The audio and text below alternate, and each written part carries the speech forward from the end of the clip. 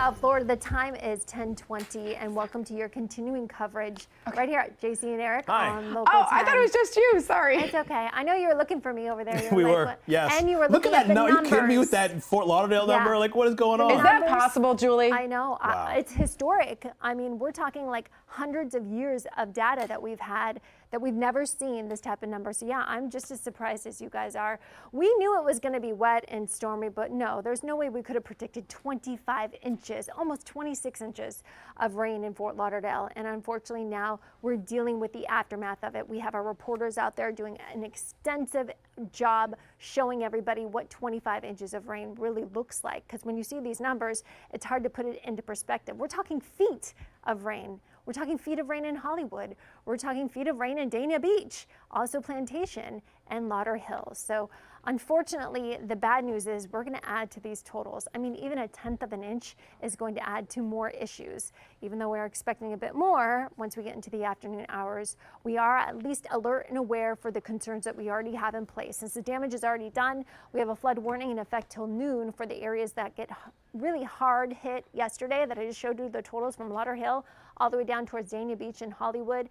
That flood warning most likely will be extended because we are anticipating more storms to basically ride right along that same area later today. So let's go back. This is yesterday's radar. We'll start it again. Watch.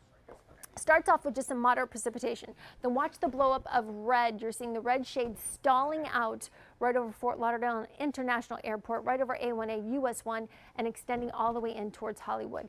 That was the multiple cells that provided for the downpours that barely moved and provided for the flooding that we see this morning. As for rain right now, we're rain free. There was one isolated shower that rolled through parts of Broward Boulevard, and then a few sprinkles trying to pull themselves together by Key Largo, but really it's not until we get into the afternoon hours. We need that peak heating of the day. You're noticing a lot more sunshine out there today. I know a lot of you are grateful for it because at least it's dry, but that also helps fuel for the instability in the atmosphere, and our in-house model pulls those storms starting to erupt because of the instability in the atmosphere. And what's going to happen is those storms will head towards the metro coastal areas today, again bringing a bullseye to the areas that already were hit hard over the last 24 hours and actually since Sunday. So because of that, the Storm Prediction Center has put Fort Lauderdale, much of Broward County, under a slight risk for severe weather. Now you can see Miami-Dade, you're not out of the woods. Your area is also in that marginal threat. That means we could see some more flooding. Embedded in the storms could be some strong to gusty winds, hail, isolated tornadoes, and again, the threat for severe weather starts just after 1 o'clock. So a lot of you are asking, when are we going to get out of here?